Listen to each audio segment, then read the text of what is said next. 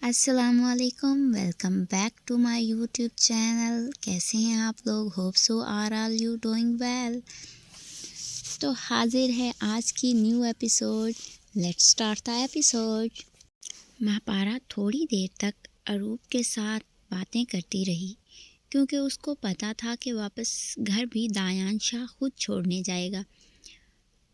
अब सर तक ना खुजाने वाले को अपनी बीवी को पिक एंड ड्रॉप करना पड़ रहा था। बात दिल की ऊंची मसंद पे बैठी बीवी की थी, वरना ड्राइवर तो वो कभी बाप का भी नहीं बना था। वो खुद अपने लिए भी ड्राइविंग नहीं करता था, मगर अब बीवी के लिए वो दिलो जान से ड्राइविंग कर रहा था। अरूप निकाह के बाद बहुत ज़्यादा खुश थी और बस जल्दी शादी की दुआएं मांग रही थी। महापारा बार बार क्लॉक की तरफ निगाहें घुमा रही थी। 11 बज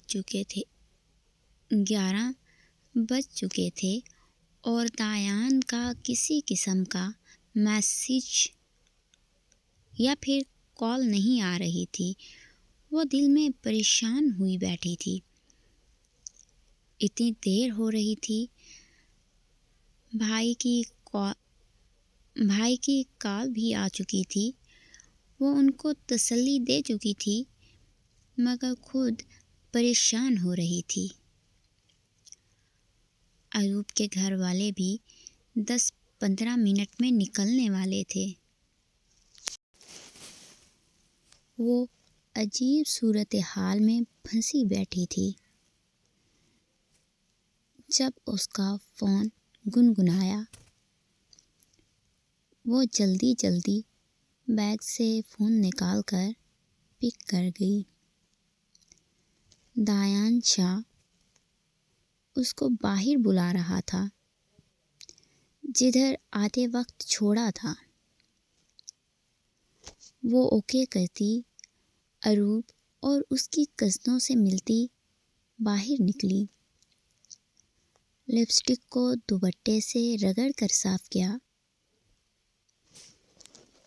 बाकी मेकअप दुपट्टे से साफ नहीं हो सकता था, वरना वो भी साफ करके ही जाती। दायान शाह का पता थोड़ी था कब किस बात पर दिमाग घूम जाए। वो गली से बाहर निकली और सामने ही दायान शाह की गाड़ी खड़ी थी। वो इस्तग़फ़ार का वर्द करती जल्दी जल्दी गाड़ी की तरफ बढ़ी। पिछली साइड का लॉक खोला गया तो वो बैक साइड पर आके बैठी। दायान शाह भी पीछे बैठा था। ड्राइविंग सीट पे आमिर था।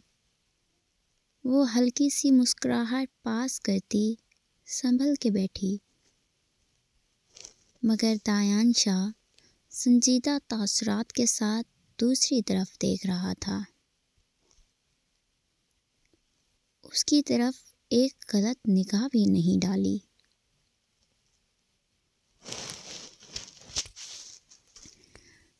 गाड़ी अपनी मंजिल की तरफ रवां दवां हुई तो वो सर को घुमाकर दायान को देखने लगी, मगर वो उसकी तरफ मुतवज्जा नहीं था। महापारा को उसकी इग्नोरेंस जहर लगी। भला जो शख्स आपको एक सेकंड के लिए भी इग्नोर ना करे और फिर एकदम से ऐसे लापरवाही दिखाए, तो दिल में आग लग जाती है। और ऐसी आग महापारा को भी लग चुकी थी। आते हुए तो बड़ी रोमांटिक बातें की थी, और अब सड़े हुए करेले की तरह मुंह दूसरी तरफ घुमाया हुआ था। وہ زیادہ دیر تک اس کی خاموشی برداشت نہیں کر سکی تو اپنی انگلی اس کے کندھے پر لگائی۔ بار بار شہادت کی انگلی اس کے بازو میں چبھونے لگی تاکہ وہ اس کی طرف متوجہ ہو اور وہ اشاروں سے ہی کچھ پوچھ سکے، کیونکہ عامر گاڑی ڈرائیو کر رہا تھا اس لیے بھی وہ بول نہیں پا رہی تھی، ورنہ تو اپنی زبان سے اب تک آگ نکال چکی ہوتی۔ دایانشا اس کی انگلی کی تھک تھک سے اپنی تیکھی نگاہیں اس کی طرف کر گیا۔ اس کے دیکھنے پر مہاپارا نے 32 دانتوں کی نمائش کی تھی، مگر وہ ابھی کسی بھی قسم کے مذاق کے موڈ میں نہیں تھا، اس لیے سردوسپات نظروں سے دیکھ رہا تھا۔ اس کی بات کو اہمیت نہ دے کر اس نے اچھا نہیں کیا تھا، وہ اس بات کا بدلہ لینے والا تھا۔ مہاپارا اپنے دانتوں کو اندر کرتی اس کی طرف دیکھنے لگی، ایک لمبی سانس بھری اور پھر چور نگاہ عامر پر ڈالنے کے بعد دایانشا کے بالکل ساتھ لگ کے بیٹھی۔ دایانشا اس کی حرکت پر اسٹل ہوا، وہ مہاپارا سے ایسی توقع تو نہیں کر رہا تھا جیسے مہاپارا کر رہی تھی۔ اس کو تو لگ رہا تھا کہ مہاپارا کو اس کی سنجیدگی سے فرق نہیں پڑے گا، مگر ادھر نہ صرف فرق پڑ رہا تھا بلکہ وہ اچھی خاصی بے چین ہو رہی تھی۔ گاڑی میں اندھیرا ہونے کی وجہ سے مہاپارا بے فکری سے دایانشا کے ساتھ لگ کے بیٹھی اور بڑی بہادری سے دایانشا کے سینے پر ہاتھ پھیرنے لگی۔ دایانشا سیٹ کی بیک پر اسٹل ہوتا مہاپارا کی حرکتیں نوٹ کر رہا تھا۔ عامر، گاڑی میرے اپارٹمنٹ کی طرف موڑ دو اور گارڈز کو بولو کہ گھر چلے جائیں۔ دایانشا کے صبر کی انتہا ہوئی تھی تو وہ مہاپارا کی کمر کے گرد اپنا بازو رکھ کے خود میں بھینچتے ہوئے عامر کو ہدایت دی۔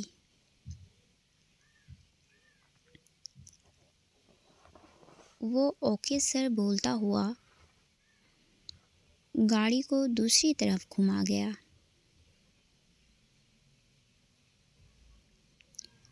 مہاپارا پریشان ہوتی جھٹپٹاتی ہوئی پیچھے ہونے کی کوشش کرنے لگی، مگر اب دایانشا کی مضبوط پناہ سے نہیں نکل سکتی تھی۔ اس نے سوئے ہوئے شیر کو جگا دیا تھا، اب بھلا وہ اپنے شکار کو جانے دے سکتا تھا؟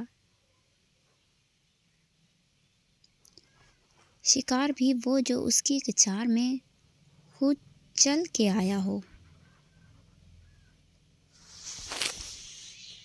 دایان تو اپنے غصے کو کنٹرول کر کے بیٹھا تھا،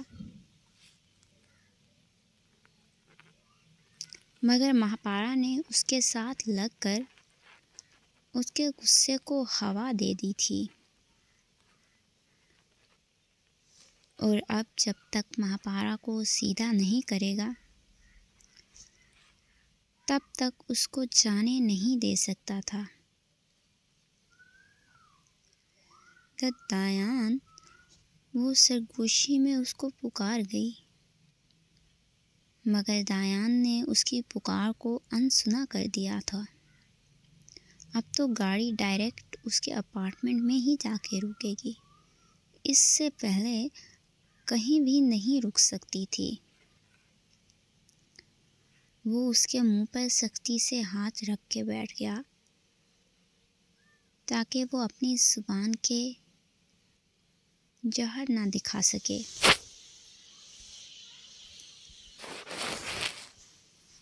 گاڑی اپارٹمنٹ کے سامنے جا کے رکی تھی۔ عامر جلدی سے گاڑی سے اتر کر دوسری سائڈ پر منہ کر گیا۔ دایان شاہ نے گاڑی سے اتر کر مہاپارا کو اپنے قبضے میں لے کے گھسیٹا کیونکہ وہ سیٹ کے پیچھے کھسک رہی تھی۔ دایان شاہ اس کو اپنے کندھے مہاپارا زور زور سے ٹانگیں ہلا رہی تھی تاکہ وہ اس کی گرفت سے آزاد ہو سکے، مگر دایان شاہ کی مضبوط گرفت میں وہ کہاں آزاد ہو پاتی، اس لیے اس کے کندھے پر مکے مارنے لگی، مگر نازک مکوں کی وجہ سے اس کے خود ہاتھوں میں درد ہونے لگا تھا، پر اس کے لوہے کی باڈی پر کسی قسم کا اثر نہیں ہو رہا تھا، اس لیے تھک ہار کر خود کو اس کے رحم و کرم پر چھوڑ دیا۔ دایان اس کو سیدھا اپنے بیڈ روم میں لے گیا اور جا کے بیڈ پہ پٹکا۔ ایک گہری سانس لے کر اس کو دیکھا جو ڈرتے ہوئے بیڈ سے پیچھے کھسک رہی تھی۔ محترمہ، خیال سے، زیادہ پیچھے جائیں گی تو گر جائیں گی۔ میری نظروں سے نہیں، بیڈ سے نیچے گر جاؤ گی۔ مہاپارا اس کی بات پر اسٹیل ہوئی اور دانت پیسے۔ بدتمیز انسان، گاڑی میں چپک رہی تھی اور بیڈ پہ کھسک رہی ہو، ایسا متضاد بیہیویئر کیوں؟ وہ اپنے کپ فولڈ کرتا کرتا رک کے اسے دیکھنے لگا۔ کہیں تمہیں بیڈ رومانس سے زیادہ گاڑی رومانس تو نہیں پسند؟ وہ اس کو اوپر سے لے کر نیچے تک بے باکی سے دیکھتا، زبان ہونٹوں پر پھیر گیا تھا۔ چھی چھی، ایسی بات نہیں ہے۔ وہ آپ کوئی بات نہیں کر رہے تھے اس لیے؟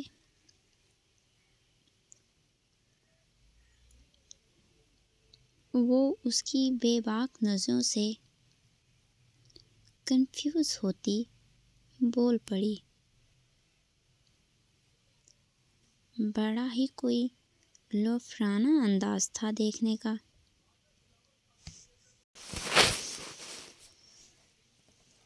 میں کوئی بات کیوں نہیں کر رہا تھا؟ تمہیں وجہ نہیں معلوم؟ وہ ماتھے کو انگوٹھے سے مسلتا ہوا خود کو کنٹرول کرنے لگا، کیونکہ جو واقعات اس بات پہ اس کے دماغ میں آنے لگے تھے وہ ان کو خود پر حاوی نہیں ہونے دے رہا تھا۔ اگر جو اس کے دماغ پر بھی ابھی اثر کر جاتے تو مہاپارا ہمیشہ کے لیے اس سے ڈر کر رہنے لگ جاتی، اور یہی چیز وہ مر کر بھی نہیں کر سکتا تھا۔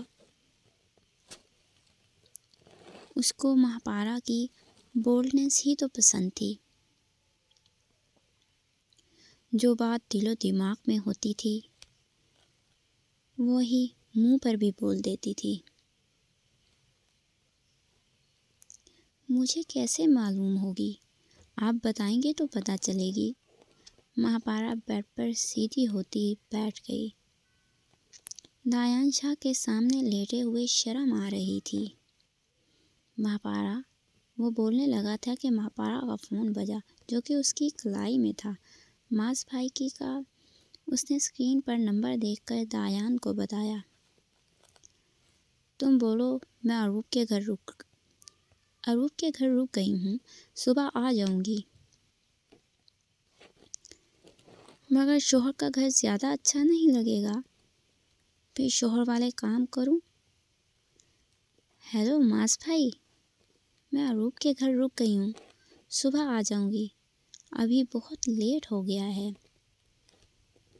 महापारा ने दायान की बात ख़त्म होने से पहले कॉल पिक करके फ़ोन पे बात की। अपनी ज़ुबान पर 100 दफ़ा लानत भेजी। हमेशा दायान के सामने इज़्ज़त का फलूदा करवाती है। जी ओके, अल्लाह हाफिज़।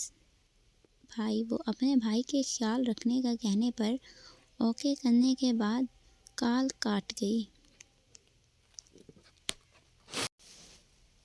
उसने कानी आंखों से दायान की तरफ देखा जो उसको घूर रहा था। उसने दायान शाह की बात काटी है। इस बात पे अगले इंसान का पारा हाई हो चुका होगा, ये तो मालूम था। वो खुद को काम डाउन करता सोफे पे जाके बैठा और फिर बीवी को देखा जो मासूमियत से उसको देख रही थी। हालांकि मासूमियत से उसका दूर दूर तक कोई लेना देना नहीं है। तुमने मेरे मना करने के बावजूद मेकअप किया था। थोड़ी देर खामोश रहने के बाद दायान की गंभीर आवाज़ गूंजी तो वो खुद को नए महाज के लिए तैयार करती खुद को मोटिवेट करने लगी। वो ब्राइडल रूम में सबने इंसिस्ट किया था और अरूप नाराज़ हो रही थी, इसलिए थोड़ा सा मेकअप। मोहतरमा, तुम इसको थोड़ा सा मेक ओवर कहती हो? तुम्हारी लिपस्टिक दूर से नज़र आ रही थी और आँखों पे क्या अला बला लगाया हुआ था, वो भी चमक रहा था। वैसे दोस्त की नाराज़गी का बड़ा ख्याल था, और मेरा क्या? दायान वो दुनिया भर की मिठास अपने लहजे में भरकर बोलती हुई बेड से खड़ी होकर उसकी तरफ बढ़ने लगी थी। जब दायान ने उंगली से रोका, वो दरमियान में थमी। मेरे डैडी की बीवी भी ऐसे करती थी। पार्टीज पे जाने के लिए बहुत ज़्यादा तैयार होती थी, यहाँ तक कि वो दोनों बेटों को भी भूल जाती थी। ऐसे ही किसी फंक्शन में एक दिल फेंक आदमी का दिल उस औरत पर आ गया और वो सब कुछ भाड़ में झोंकती हम सब को छोड़ गई थी। दायान सर झुकाकर बात बता रहा था और महापारा को उसकी आवाज़ से पता चल रहा था कि उसके गले में आंसुओं का फंदा है। वो उसकी कहानी पहले से जानती थी, मगर उसके मुंह से सुनते हुए महापारा को अजीब सी तकलीफ़ हुई थी, जैसे उसका दिल कोई खंजर से काट रहा हो। वो दायान शाह का दुख दर्द खुद पर होते क्यों महसूस कर रही थी? दायान शाह पहली बार किसी के सामने अपनी माँ का जिक्र इस तरह से कर रहा था, तो मतलब महापारा उसके लिए बहुत ख़ास है। वो उसको अपनी ज़िंदगी में अहम जगह दे चुका है। वो नहीं चाहता कि महापारा भी किसी दूसरी औरत की तरह निकले, इसलिए पहले ही उसको अपनी कहानी सुना रहा था। हालांकि वो जानता है कि महापारा सबसे मुख्तलिफ है, मगर अपनी माँ का दिया हुआ ट्रॉमा उसको इतनी जल्दी किसी औरत पर भरोसा करने से रोकता था। वो सर झुकाए अपना दर्द छुपा रहा था। जब महापारा चलती हुई उसके कदमों में बैठी, उसने चूक कर महापारा को देखा। माँ ने अपना चेहरा उसके घुटनों पर रखा और डायरेक्ट उसकी झुकी काली आंखों में अपनी भूरी आंखें गाड़ी। पसंदीदा मंजर महापारा का। اگر آپ کو ایسا لگتا ہے کہ فنکشن میں میک اپ کر کے جانے سے ایسا ہوتا ہے تو اللہ کی قسم میں کسی بھی فنکشن میں میک اپ کر کے نہیں جاؤں گی۔ میرے لیے آپ اہم ہیں، آپ جیسے انسان پر تو میں خود کو قربان کرنے کے لیے تیار ہو جاؤں۔ یہ میک اپ تو بہت پیچھے رہ جاتے ہیں۔ اس کی باتوں پہ دایان شاہ موم کی طرح پگھلا۔ یہ لڑکی ہمیشہ نئے سرے سے عشق گرمانے کا فن جانتی ہے کیا؟ تم دایان شاہ سے اظہار محبت کر رہی ہو کیا؟ وہ ساری ٹینشن بھلائے اس کی آنکھوں میں پھونک مار کر بولا، نہیں تو آپ کے کان خراب ہیں۔ میں بول رہی تھی کہ میک اپ سے لڑکی مزید نکھر جاتی ہے۔